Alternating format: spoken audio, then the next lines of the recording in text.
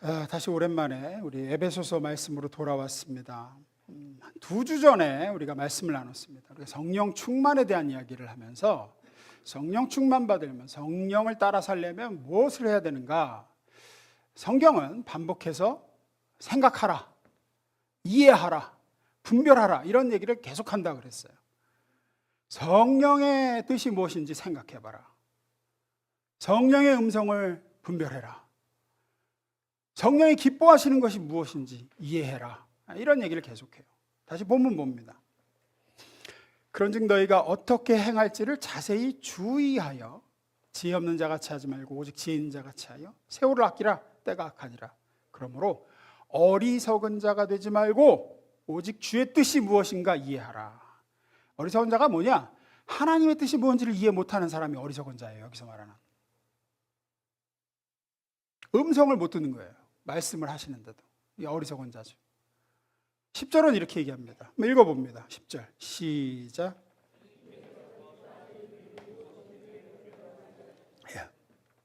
주님이 기뻐하시는 게 뭔지 분별하십시오. 하나님의 뜻을 분별하는 것, 그분의 음성을 듣고 그 음성이 내게 말씀하시는 대로 따라서 사는가. 신자란 결국 그의 생애에서 이 싸움을 하는 사람입니다. 하나님의 뜻을 분별하는가, 분별되어진 뜻대로 순종하며 따라가는가, 내게 뭐라고 말씀하시는지 내 영이 듣고 있는가. 지금 아니면 아무것도 못 듣고 전혀 분별도 못하고 그저 그냥 사는 대로, 내키는 대로 사는 사람인가. 이것을 성공하느냐 실패하느냐에 따라 구원을 얻고 못 얻고 그건 아닙니다. 구원은 그리스도 예수를 믿고 영접하고 모심으로 죄사함과 구원을 얻습니다. 하지만 신자가 어느 만한 수준의 아름다운 인생을 사는가, 얼마나 복되고 얼마나 능력 있고 승리하는 삶을 살며 어떤 모습으로 하나님 앞에 들어가 천국에 설 것인가는 이 싸움이에요. 하나님의 음성을 듣는가 못 듣는가, 분별하느냐 못하는가. 오직 하나님의 영이신 성령님만이 나를 장악하시고 내가 의존할 분이 되시고 내 인생을 그분이 지도하시게 해야 돼요. 그래서 우리는 이 문제에 매달리고 훈련을 해야 돼요. 하나님의 음성을 듣는 훈련, 하나님의 뜻을 분별하는 훈련.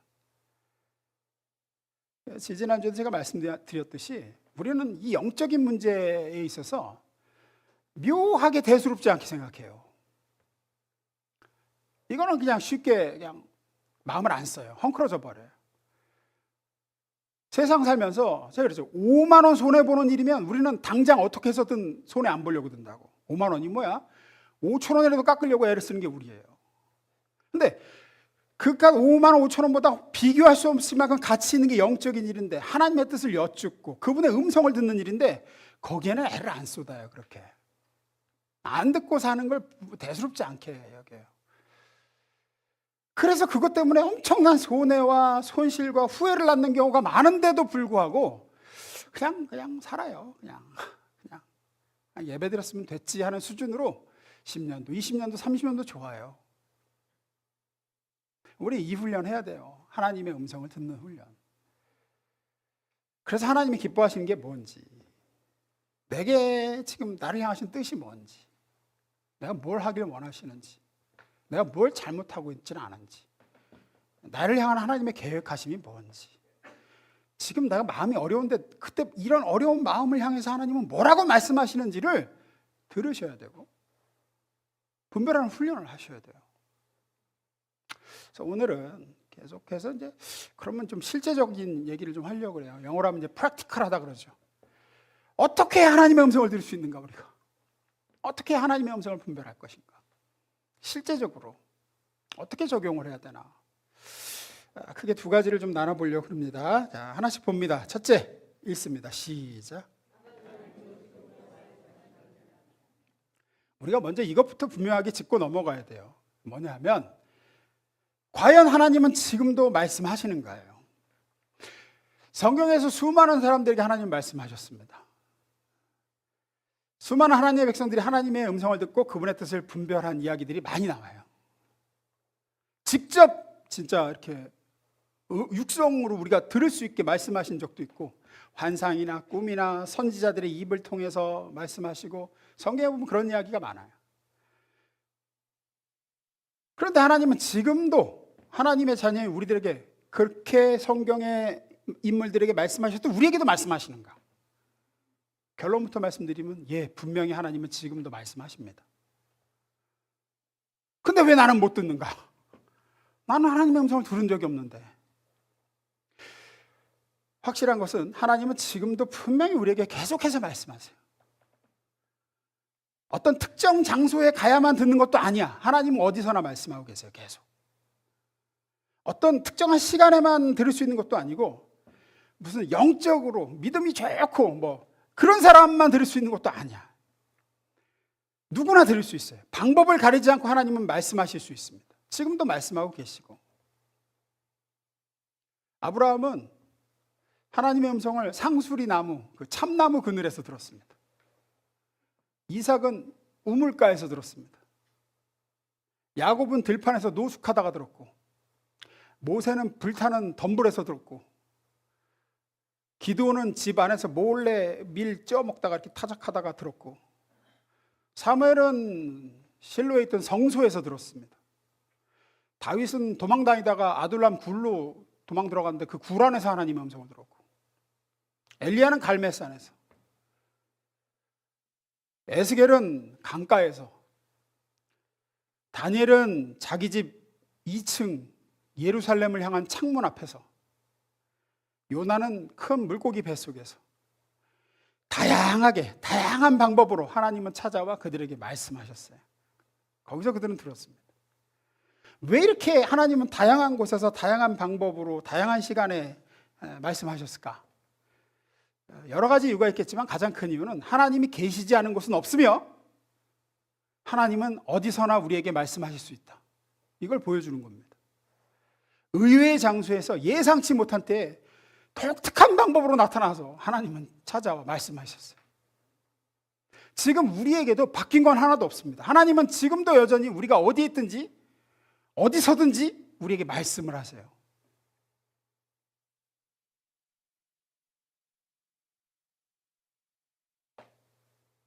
하나님은 동방 박사들에겐 별을 통해서 말씀하셨고, 애굽왕 바로에게는 10가지 재앙을 통해서도 말씀하셨고, 히스기야에게는 죽을 병 걸리는 방법으로 말씀하셨습니다. 히브리서 1장 1절은 그래서 이렇게 얘기합니다. 읽습니다. 시작.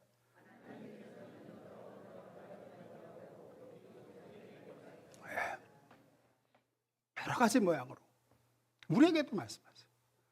심지어 성경에 보면요, 그 가축, 그 나귀의 입을 여사, 그 선지자가 타고 다니는 나귀가 있는데 선지자가 말귀를 못 알아들으니까 나귀 입을 여서서 자기 뜻을 알려주셔요. 보면은 이제 재밌는 장면이죠. 동화 같은 얘기인데 실제로 벌어진 사건이 성경에 기록되어 있죠. 나귀가 말을 안 듣는 거야. 일로 가라 그러는데 계속 막 이거 패죠. 그냥 이 새끼야 왜 말을 안 듣냐 막 패니까 나귀가 억울하니까 입을 하나님이 여셔갖고, 야 내가 지금까지 언제 네가 가라 그럴 때 안 간 적 있냐, 이렇게 말을 안 들을 때는 너도 생각을 좀 해봐라. 이게 암시하는 바가 뭡니까? 한낱 가축인 나귀의 입을 통해서 말씀하셨다. 하나님은 그 무엇을 통해서도 말씀하실 수 있다는 거예요. 하나님은 지금도 여러 모양으로 말씀하시는가? 분명히 그렇습니다. 그런데 왜 나는 못 들을까? 나는 하나님의 음성을 들은 적이 없는데. 가장 큰 주된 이유는 두 가지입니다. 하나는 하나님이 내게 말씀하고 계시다는 사실을 몰라요. 그냥 끊임없이 자기 자녀에게 하나님은 지금도 말씀을 하세요. 때로는 위로의 말씀, 때로는 권면, 때로는 책망, 때로는 장차 내가 너를 통해 이렇게 할 거라는 계획을 얘기도 하시고 위험을 알려주기도 하고 하시는데 하나님이 내게 말씀하시는 사실을 아예 몰라요. 무지해 거기에 대해서. 그냥 와서 목사가 얘기하는 설교나 듣고 가면 땡이라고 생각하지, 내가 하나님과 1대1로 하나님의 음성을 듣는다는 생각조차를 못해요. 또 하나는 듣고자 하는 기대도 없어요. 관심이 없어요. 하나님의 음성에.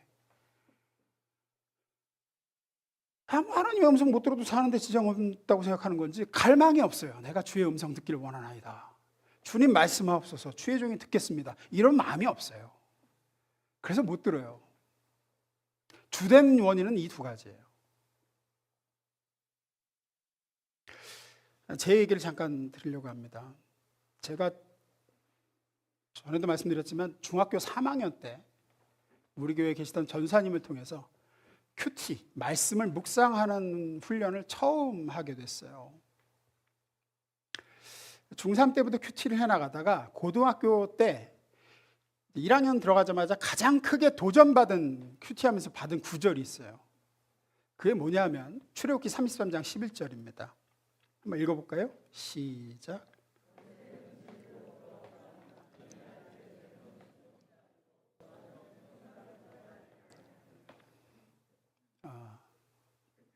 어린 저였지만 이 말씀이 굉장히 제 마음에 와 닿았습니다. 회막은, 여기서 말하는 회막은 이스라엘 백성이 사막을 떠돌 때 모세가 이스라엘 사람들이 그 텐트 치고 있는 그 진영 한참 떨어진 곳에 하나님과 1대1의 만남을 위해서 따로 텐트를 하나 쳤어요. 그리고 거길 회막이라고 불렀습니다. 만남의 장소 해가지고. 모세는 사람들의 소리가 들리지 않는 진영 바깥에 좀 따로 장소를 마련해서 백성들이 보면은 아시는 분 아시겠지만 끊임없이 불평하고 원망하고 투정하고 그 소리가 들리지 않는 조용한 곳에서 하나님과 대화하길 원했어요. 하나님이 뭐라고 말씀하시는지 모세는 듣기를 원했어요. 그래서 그 하나님의 음성이 들리는 곳이 간절해서 따로 텐트를 친 거예요. 좀 떨어진 곳에다가. 만들기는 모세가 만들었지만 그 회막을 더 많이 활용하고 그 회막에 끝까지 남아서 하나님의 음성을 더 많이 듣고자 했던 건 여호수아였습니다. 모세가 회막에서 하나님과 한참 얘기하고 하나님 음성을 듣고 나서 모세는 이제 자기 텐트로 가도 여호수아는 안 떠나고 계속 그 텐트에 남아서 하나님의 음성을 더 듣길 원했다는 거죠. 제가 이 구절에 굉장히 도전을 받고 은혜를 받았어요. 저는 여호수아처럼 되고 싶었습니다. 그래서 저의 회막, 나와 하나님과의 만남의 장소를 저도 만들고 싶었어요. 그래서 시작한 게 학교 끝나면 오는 길에 이 교회 말고 우리 교회 이쪽으로 이전하기 전에 가능동에 있던 교회, 학교에서 오던 길에 조금만 더 가면은 교회를 들렸다가 집에 갈 수 있어요. 집을 바로 안 가고 교회를 들리는 거예요. 그리고 이제 잠깐이라도 앉아서 기도하는 거야. 여호수아를 본받고 싶어서. 거의 안 빼먹고 교회를 들렸던 것 같습니다. 들려서 기도하고 처음에는 뭐 그냥 있는 거예요. 근데 시간이 지날수록 이제 하나님의 음성이 뭔지를 조금씩 알게 됐어요. 제가 처음에는 그냥 직관 비슷하게 온다니까요. 생각이 불현듯 들어와요. 어떤 생각이. 근데 이게 내 생각인지 잘 몰라요. 근데 계속 하다 보면 하나님의 생각인지 아닌지를 분별하게 됩니다. 이거 하나님의 음성이구나, 이게 하나님이 말씀하신다는 거구나 하는 걸 알게 돼요. 갈수록 그렇게 됐어요. 하나님이 저를 만나주셨습니다. 아직 어리고 미숙한 10대 소년인데 단지 제가 하나님의 음성 듣기를 바랬기 때문이에요. 이게 중요해요. 그러다가 이제 유학생활 때는 저녁을 먹으면 그 학교가 굉장히 넓습니다. 캠퍼스가. 학교 아파트 뒷길로부터 시작해서 그때 애기였던 나이미를 업고 캠퍼스를 걷는 거예요. 저녁을 먹고. 그때부터 제가 걸으면서 기도하는 게 저하고 맞는다는 걸 알았어요. 그냥 천천히 걸으면서 하나님께 지금 내 마음을 얘기하는 거예요. 마음이 어려우면 어려운 대로. 참 유학생활 진짜 눈물 날 일도 많고 막막할 때도 많은데 그냥 얘기하는 거예요. 그리고 하나님이 뭐라고 하시는지 귀를 기울여 보고, 만보기가 없어서 재보진 못했지만 제가 유학 4년 동안에 좋게 몇백 킬로는 걸었을 거예요. 그곳이 제가 하나님의 음성을 듣는 제 아둘람 굴이었고 제 베델이었고 다니엘의 그 예루살렘을 향해서 창이 열린 다락방이었습니다. 저는 거기서 하나님의 음성을 듣고 제 상황에 몰두해서 낙심하거나 두려움에 잠식당하고 염려에 매몰당하지 않는 법을 배웠어요. 제 영혼에 하나님의 음성이 지켜주신다는 것. 지금은 이제 주로 하는 데가 베들레헴홀입니다. 베들레헴홀을 혼자 서성서성하면서 이제 저는 거기서 하나님의 음성을 듣고자 애를 써요. 마음이 이렇게 어렵고 할 때면 하나님은 이제 지하 베들레헴을 해서 저를 만나주세요. 저를 일으켜 주시기도 하고 제 영혼의 먼지를 툭툭 털어서 괜찮다고 해주시기도 하고. 사실 지금 제일 좋아하는 곳은 낯선 장소, 사람이 없는 한적한 길이에요. 안 가본데. 그래서 세미나를 가거나 목회 계획을 세우러 가거나 그러면, 기도원을 가거나 그러면 한 번도 안 가본 장소, 사람이 없는 곳에서 걸으면서 기도하면 그렇게 좋아요. 저는 제가 이런 말씀을 드리면 제일 우려되는 게 뭐냐면, 목사님이니까 그렇지, 목사님이니까 이렇게 들을 수 있고, 제가 목사라서가 아닙니다. 하나님은 누구에게나 자기 백성, 하나님의 예수를 믿고 영을 모신 사람 누구에게나 어디서나 지금도 하나님의 말씀을, 음성을 들려주세요. 하지만 하나님의 음성을 듣는 것은 자동적으로 일어나는 일은 아닙니다. 여러분이 일단 원하셔야 돼요. 듣기를 원해야 돼요. 그리고 의도적으로 귀를 기울이고자 훈련을 하셔야 돼요. 모세와 여호수아처럼 진영 바깥으로 나가 만남의 장막인 회막을 치는 수고를 하셔야 돼요. 일상에서 좀 벗어나, 영적으로든 육적으로든 거기서 좀 벗어나 하나님께 초점을 맞추는, 다니엘처럼 2층 다락으로 올라가 창문을 열고 하나님을 바라보는 시간이 있으셔야 돼요. 그리고 듣고자 해야 돼요. 듣고자. 뭐라고 말씀하시는지 듣기 원합니다. 감리교단을 창시한 창시자 요한 웨슬리라는 사람이 있습니다. 훌륭한 인물에게는 항상 훌륭한 어머니가 있어요. 거의 그런 것 같아요. 이 요한 웨슬리의 어머니가 수제너 웨슬리라는 분입니다. 이 요한 웨슬리가 살았던 집, 이 수제너 웨슬리가 자녀들을 키웠던 집은 굉장히 작은 집이었대요. 집이 굉장히 좁아. 거기서 이제 자녀들을 키웠는데, 요한 웨슬리의 엄마 수제너 웨슬리는 자녀를 며칠 낳았을까요? 몇 명 낳았을 것 같으세요? 많이 낳았으니까 제가 이런 얘기 하겠죠. 17을 낳았습니다. 17을 낳았어요. 그러니까 이제 뭐 우리 교회 이제 기록인 우리 박수호 우리 어머니 집사님 5이잖아요. 5도 장난 아닌데 17이야. 이건 무슨 고아원도 아니고 17을 엄마가, 아빠는 일하러 나가고 혼자서 17을 키우려니 뭐 정신없죠. 그 좁은 집에서 혼자 있을 틈이 없었대. 혼자 있을 틈이. 근데 이분이 이제 신앙이 하나님을 향한 목마름이 있는 거죠. 하나님의 음성을 듣기를 원하는데 하루하루 정신없이 살다 보니까 인생은 들을 새가 없는 거예요. 그분의 기뻐하시는 뜻을 듣고 분별하고 싶고 내게 뭐라고 말씀하시는지 들어야 좀 살겠는데 내가 도무지 여건이 안 되는 거죠. 그래서 이 여인이 이제 수제너 웨슬리가 고민을 하다가 생각해낸 게 이겁니다. 이 여인이 마련한 회막은 안방에 가운데다가 흔들 의자를 두는 거예요. 흔들 의자를 두고 거기 앉아서 담요를 뒤집어 쓰는 거예요. 그러면 이제 거기가 자기의 만남의 장막으로 변했대요. 거기서 하나님을 만나는 거예요. 애들은 막 뛰어다니고 막 처음에는 막 그래도 엄마 뭐해 막 이러다가 이제 애들도 서서히 알게 됐대요. 큰 애부터. 엄마가 담요를 뒤집어 쓰고 있을 때는 하나님과 만나고 있는 시간이니까 방해하지 말자 우리. 그래서 애들도 엄마 지금 하나님 만나네. 그리고 이제 자기들끼리 알아서 조용하게. 그걸 보고 자란 자녀가 기도의 사람이 된 건 어쩌면 당연한 겁니다. 여러분은 하나님의 음성을 듣고자 어떤 노력을 하십니까? 뭐 바빠요. 뭐 애 17 키우진 않으시잖아요. 뭐 힘들어요. 피곤해요. 장소가 없어요. 17이 있는 집에서 의자 놓고 담요 뒤집었으면 거기가 그의 성막이었대요.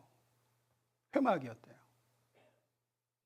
하나님은 여러분과 대화를 나누고 싶어 하세요. 하나님의 마음을 알려주고 싶어 하고 하나님의 계획을 이야기하고 싶어 하시고 여러분에게 해주고자 하시는 말씀이 많아요. 지금도 하고 계시고. 근데 이제 안 듣죠. 우리가 이제 다른 거는 엄청 기다리고 다음은 어떻게 돼? 다음은 어떻게 되는 거야? 이러면서 하나님이 뭐라고 말씀하시는지는 음성 듣기에는 그렇게 이제 갈망을 안 하는 거예요. 우리는 하나님의 음성을 듣기 위해 시간을 내야 됩니다. 어떤 곳이든지 좋으니 조촐하더라도 장소를 구별하여 마련하셔야 돼요. 예를 들어서 여러분이 누군가를 언제 만날지를 정하지 않고 누군가를 만나려고 한 적이 있으세요? 시간과 장소를 안 정했어. 우리 언제 만날까? 그랬더니 뭐 언제든지 이렇게 대답했어. 그 사람이. 우리 어디서 만날래? 그랬더니 뭐 어디든지 보자. 뭐 이러고 헤어졌어. 만날 수 있을까요? 없을까요? 못 만납니다. 우리 유명한 말 있잖아요. 우리 언제 밥 한번 먹자. 답 없어요. 죽을 때까지 밥 못 먹어. 그러면 정해야 된다. 이렇게 딱 언제 어디서. 하나님하고도 마찬가지야. 어디서든지 뵈면 되지 뭐. 어디서든지 뵌다는 사람 치고 하나님께 집중할 수 있는 사람은 없습니다. 하나님은 어디에나 계시고 어디서나 그분의 음성을 들을 수 있습니다. 문제는 우리예요. 만나고 싶으셔야 되고 듣고 싶어 하셔야 돼요. 우리는 듣기 힘들고 분주한 생활을 하면서 여기지도 방해가 많고 저리 가도 방해가 많고 내 주의를 빼앗는 것도 많습니다. 여러분은 최소한 여러분의 해막을 만드셔야 됩니다. 여러분의 예루살렘을 향하여 열린 창은 어디입니까? 여러분의 그 흔들의자의 담요를 뒤집어 쓰는 시간은 언제입니까? 그것 없이 하나님은 말씀하시지만 그것 없이는 못 드십니다. 두 번째입니다. 읽습니다. 시작. 첫 번째는 하나님은 말씀을 하신다.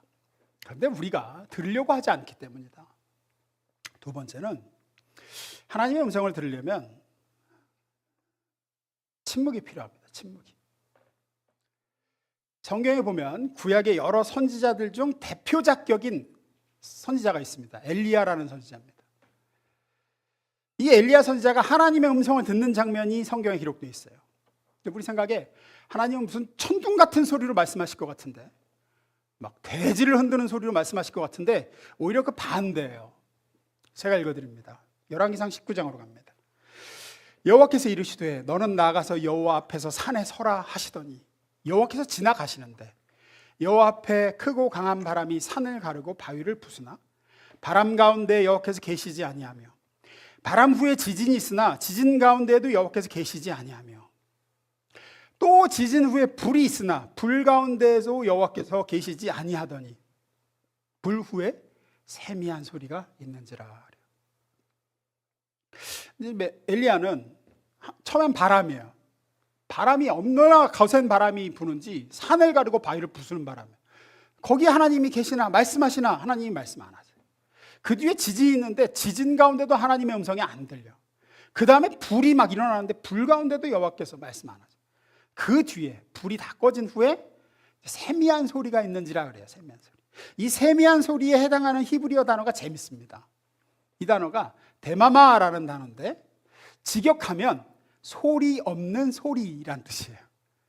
소리 없는 소리가 있는지라 그래요. 이상하죠? 소리면 소리고 소리가 없으면 소리가 없는 거지. 소리가 없는데 소리가 나. 그게 무슨 소리일까? 현대어 성경에서 이걸 이렇게 번역했습니다. 그 다음에 불길이 지나갔으나 불꽃 속에서도 주님은 계시지 않았다. 이것은 모두 주님께서 이스라엘 백성을 해방시켜 애굽에서 구출하실 때 쓰셨던 방법들이었다. 이런 것들이 다 지나간 다음에 엘리야는 고요히 속삭이는 음성을 들었다 그래요. 세미한 소리, 고요히 속삭이는 음성, 소리 없는 소리. 우리말로 하면 뭘까요? 쉽게 요즘 우리가 이제 쓴 표현을 하면 귓속말입니다. 귓속말. 원어의 의미는 성대를 울리지 않고 내는 소리를 얘기해요. 그러니까 속삭이는 소리죠. 속삭이는 소리. 하나님은 말씀을 하시는데 엘리야에게 속삭이는 소리로 하시더라는 거예요. 귓속말로. 그래서 우리가 하나님의 음성 듣기가 어렵습니다. 이게 정말 집중하지 않으면 못 듣는 이유가 거기 있습니다. 저부터도 기도를 시작해서 바로 들을 수가 없어요. 이게 기도를 어느 정도 해야 비로소 조금씩 하나님의 생각과 말씀이 들려와요. 영적으로도 집중할 수 있는 환경과 상황이 되질 않으면 잘 안 들려요. 하나님은 왜 이렇게 말씀하실까요? 좀 잘 알아듣게 큰 소리로 얘기하시면 좋잖아. 근데 소리 없는 소리로 얘기하신대. 여기는 하나님의 의도가 숨어 있습니다. 하나님은 왜 세미한 소리로, 소리 없는 소리로 귓속말로 우리에게 말씀하시길 좋아하실까? 첫째는 여러분, 이런 소리를, 속삭이는 소리, 이런 귓속말을 들으려면 일단 어떻게 해야 됩니까? 어떻게 해야 돼요? 가까이 와야 돼요. 가까이 와야 돼요. 그 사람의 입에 내 귀를 가져다 대야지 들려요. 하나님은 우리가 하나님께 가까이 오길 바라세요. 멀리 있어도 들리기에는 말씀 안 하시는 거예요. 그래서 저는 이게 뭔지 알겠어요. 우리 애들이 어렸을 때 애들을 좀 안고 싶은데 오라 그러면 안 와. 애들이 좀 크면 일로 와봐 그러면 안 와요.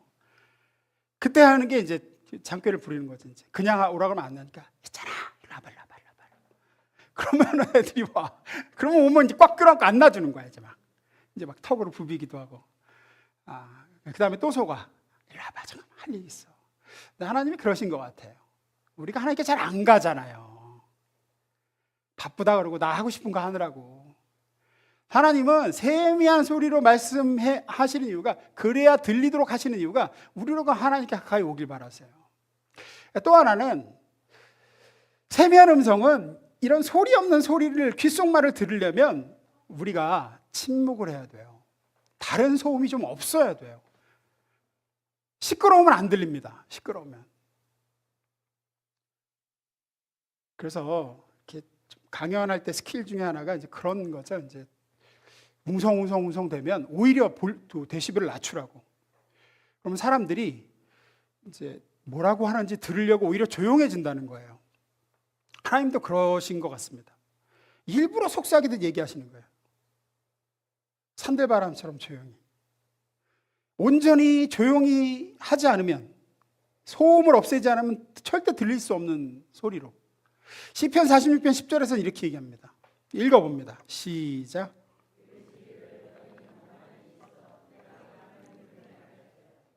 여기서 가만히 있어라는 단어는 말 그대로 가만히 있어라라는, 움직이지 말라는 뜻도 되지만 다른 의미로는 조용히 하라는 의미입니다. 조용히 해라. 하나님의 음성은 우리가 침묵하며 귀를 기울여야 들을 수 있는 음성입니다. 하나님은 조용히 하길 원하세요. 특히나 물론 외부의 소음도 시끄러우면 하나님의 음성 잘 못 듣죠. 막 TV 소리 다 틀어놓고 옆에서 떠드는 소리 다 들리고 이럴 때 집중해서 하나님의 음성을 듣기는 어렵습니다. 하지만 외부의 소음보다도 훨씬 더 하나님의 음성을 듣지 못하게 방해하는 건 우리 내부의 소음이에요. 우리 안에서 들리는 소리. 이해를 돕기 위해서 제 얘기를 또 하나 할게요. 제가 군을 전역하고 이제 큰 맘 먹고 이제 그냥 전역하자. 다시 주의 길을 가리라. 그리고 와서 사역지를 결정을 해야 돼요. 사역지를 결정을 해야 되는데 생각이 너무 많은 거예요. 이제 제대했으니까 월급도 없고, 나이도 이제 30이 되었으니 부모님께 손벌리기도 그렇고, 그러면은 사례비로 등록금하고 어떻게든 생활을 해야 되는데 사례비 얼마나 주나 교회들이, 조금이라도 더 주는 교회가 어디 없을까, 그런 생각. 또 나는 청년 사역을 그때 하고 싶었어요. 이제 가기 전에 유치초등 사역을 했으니까, 군대 가기 전에 다시 이거 하고 색종요리 이러고 싶지 않더라고요. 청년 사역자 뽑는데 어디 없나. 그 다음에 이제 너무 또 사역지가 너무 빡세고 또 소문이 좀 안 좋은 교회는 힘들잖아요. 공부도 해야 되는데. 그래서 사역의 강도나 그 교회에 대한 소문은 어떤가, 이런 생각으로 너무 심란한 거예요. 그러면서 기도를 하는 거예요. 하나님, 어느 교회를 가길 원하세요? 안 들려요. 안 들려요. 내 소리가 너무 커서 안 들려요. 복학을 하고 날짜가 다가오고 있는데 이제 사역지 결정은 안 되고 기도원을 갔어요. 첫날 하나님 아무 소리 안 하세요. 둘째 날 역시 못 들었어요. 어딜 가야 될지. 셋째 날 돼서야 비로소 제가 제 안에 소음을 줄이기 시작했습니다. 제가 항복을 했어요. 하나님께. 하나님, 아골골짝 빈들에도 가라고 하시면 가겠습니다. 사례비 안 준다 그러면 괜찮습니다. 하나님이 채워주시겠죠. 어디든지 가라신 데 가겠습니다. 유치부를 맡으라고 하면 유치부를 맡겠습니다. 초등부 맡으라고 하면 초등부 맡겠습니다. 제가 손을 들었어요. 제 내면의 소리가 이제 잦아든 거죠. 사례비를 어떡하지? 뭐는 어떡하지? 하고 하나님이 말씀하시면 순종하겠습니다. 상태가 된 거예요. 그게 침묵입니다. 그게 우리의 내면의 소리를 줄이는 거예요. 그제서야 평안이 오더라고요. 그제서야 하나님의 음성이 들려요. 뭐라고 말씀하시냐면 내가 너와 함께한다 그러세요. 어디로 가든지 두려워하지 말아라. 어느 교회로 가든지 내가 거기서 너와 함께할 테니까 다른 거 생각하지 말아라. 두려워할 필요 없어. 내가 너와 함께한다. 그리고 나서 기도하면서 내려왔더니 이제 동기 전사에게 연락이 왔어요. 어느 교회에서 찾던데 네가 가면 괜찮을 것 같다. 그래서 청년 사역을 시작했습니다. 우리의 내면이 우리의 욕심, 걱정, 염려, 슬픔 이런 잡다한 소리들로 막 소란스럽고 소음이 가득하면 영혼의 귀가 기능을 상실해요. 귀가 있는데 못 들어요. 하나님이 말씀하시는데 안 들려요. 우리가 왜 평안이 없고 하나님의 뜻을 모르겠고 하나님의 뜻이 안 들리냐면 너무 시끄러워요. 우리 안에 아우성이 너무 많아요. 어떤 면에서는 에스더처럼 죽으면 죽으리라. 그럼 그러겠습니다. 제 삶은 하나님의 손에 있습니다. 제가 하나님 하라시는데 순종하겠습니다. 죽이시면 죽는 거죠. 하나님 앞에 가는 겁니다. 제 삶이 하나님 손에 있으니 하나님 뭐라고 말씀하시는지 제가 듣고 따르겠습니다. 이런 침묵의 시간을 가지는 겁니다. 헨리 나우엔이라는 영성 대단한 분이죠. 이분이 침묵에 대해서 이렇게 얘기했어요. 침묵은 내 내면에서 경쟁적으로 떠들어대는 음성과 싸우는 전쟁이다 그랬어요. 우리 안에 욕망의 소리와 걱정 이런 소리들과 싸우는 전쟁인데 이것은 날마다 일어나는 전투다. 쉽게 이길 수 있는 전쟁도 아니다. 하지만 기쁜 소식은 싸우면 싸울수록 하나님의 음성은 날마다 조금씩 커지고 내 내면의 소리는 점점 작아진다. 그래서 우리는 이 싸움을 싸워야 된다 그래요. 내 내면의 소리를 죽이고 하나님의 음성에 귀를 기울이는 싸움, 침묵하는 싸움. 그리고 최종 단계에 가면 그분의 음성 이외에는 아무것도 들리지 않는 경지가 된다 그래요. 아, 저도 여기까지 가길 바랍니다. 세상과 나는 간 곳 없고 구속한 주만 보이는 단계, 하나님의 음성만 들리는 단계. 어쨌든 여러분이 하나님의 세미한 음성을 듣기를 원하신다면 침묵하는 훈련을 하셔야 됩니다. 내 내면의 아우성을 좀 줄이시고 뭐라고 말씀하시는지를 온전히 귀 기울여 듣는 것. 클래식 음악 중에 가장 많이 연주되고 있는 곡 중에 하나가 베토벤 5번 교향곡입니다. 이렇게 얘기하면 뭔지 모르시죠? 소위 우리가 운명이라고 하는 곡이죠. 아마 한 번은 들어보셨을 거예요. 저는 음악의 문외한입니다 하는 분도 한 번은 들어보셨을 거예요. 들으면 알아요. 아시죠? 단단단단 하는 거 아시잖아요. 한번 틀어드릴까 하다가 뭐 입으로 하지 그냥 그러고 말았는데, 이 곡이 침묵으로 시작한다는 걸 아는 사람이 많지 않습니다. 1악장이 시작할 때 단단단단 이렇게 시작하거든요. 근데 이 첫 음이 나오기 전에 8분 쉼표로 시작해요. 이 곡이. 음악에서는 8분 쉼표는 생각보다 긴 시간입니다. 조용했다가 방방방방 이렇게 나가요. 베토벤이 왜 이렇게 길게 8분 쉼표를 넣었을까? 뭐 베토벤이 아니니까 그 의도는 정확히 알 길은 없지만 추측하기로는 이런 거래요. 당시의 공연장에서는 아직 그 음악을 들을 그런 교양이 잘 없던 시대래요. 그래서 공연을 시작하기 전에 실내가 굉장히 어수선했대요. 이야기하는 관객들, 뒤늦게 도착해서 자기 자리 찾는 관객, 팜플렛 뒤적거리고 연주 순서 얘기하고 막 이런 소리들이 많았는데, 이게 8분 쉼표에 불과하더라도 교향곡을 시작하기 전에 짧은 침묵이 흐르면 사람들이 들을 준비를 한다는 거예요. 조용하니까 얘기하던 사람도 하고, 그러고 나서 갑자기 빰 하고 음악이 나오는 거죠. 우리 인생도 마찬가지입니다. 우리에게도 8분 쉼표가 있어야 돼요. 우리 인생에서 하나님의 인도하심, 그분의 음성을 들으려면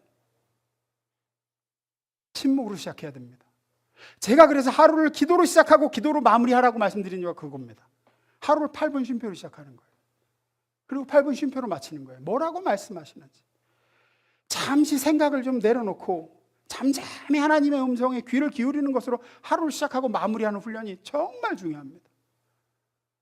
우리는 그렇게 하나님의 음성을 듣는 훈련을 조금씩 해 나가야 돼요. 말씀드렸듯 그러면 하나님의 음성이 조금씩 크게 들리기 시작합니다. 이 시간도 어떻게 보면 일주일의 시작인 8분 쉼표예요. 이 예배 시간. 한 주의 시작을 하나님 음성 듣는 걸로 시작하는 거죠. 다른 소리 다 끄고 무엇보다 내 욕심의 소리, 걱정의 소리들을 좀 내려놓고 소리 없는 소리인 하나님의 세미한 음성을 듣고자. 언제나 제 경험을 말씀드리면 제가 하나님의 음성을 듣기만 하면 평안이 왔어요. 모든 게 끝장나요. 막 내 마음에 풍랑이 일다가도 예수님이 잠잠하라 하니까 풍랑이 샥 잠잠해듯이 하나님의 음성이 들려오면 내 내면에 일어나던 그 모든 게 갑자기 평안해집니다. 든든함이 몰려오고 언제 그랬냐는 듯 기쁨과 감사가 찾아오고 하나님의 일하심을 그 다음에 보게 돼요. 말씀 마무리합니다. 말씀드렸듯 하나님은 지금도 우리에게 말씀하고 계세요. 언제나 어디서나 어떤 방법으로 말씀하세요. 가장 중요한 포인트는 내가 하나님의 음성을 듣기를 사모하는가예요. 내가 하나님의 음성을 듣기를 갈망하는가입니다. 그것을 위해 여러분은 무엇을 하십니까? 여러분의 회막이 있어야 됩니다. 여러분의 다락방 창문을 마련하셔야 됩니다. 흔들의자의 담요를 뒤집어 쓰는 수고를 하셔야 돼요. 우리 심령이 왜 이렇게 냉랭하고 왜 이렇게 무기력하고 이리 치이고 저리 치이고 주님의 음성 들은 지가 너무 오래됐기 때문이에요. 너무 오래됐기 때문에. 내게 말씀하시는 주의 음성. 예수님의 죽음과 부활 후 예루살렘에서 엠마오로 걸어가던 제자들을 성경에 기록되어 있습니다. 그들이 슬픈 빛을 띠고 굉장히 괴로워하면서 걸어가다가 예수님을 만나요. 예수님의 음성을 듣습니다. 예수님의 쭉 설명을 듣고 나서 그분의 목소리를 듣고 나서 그들이 달라지죠. 그 후에 그들은 서로 이렇게 얘기합니다. 누가복음 24장 32절. 길에서 우리에게 말씀하시고 우리에게 성경을 풀어주실 때 우리 속에서 마음이 뜨겁지 아니하더냐. 우리에게 필요한 것 이렇게 주님의 음성을 듣는 겁니다. 여러분의 삶에 잠잠히 주님의 음성에 귀를 기울여 여러분에게 지금 여러분의 각자의 상황이 다 다른데 뭐라고 말씀하시는지를 들으면 거기서부터 모든 것은 달라지기 시작할 겁니다. 주의 음성을 듣기 위해 갈망하고 애써 그 음성을 따라 사는 저와 여러분 되시기를 주의 이름으로 축원합니다. 기도하겠습니다.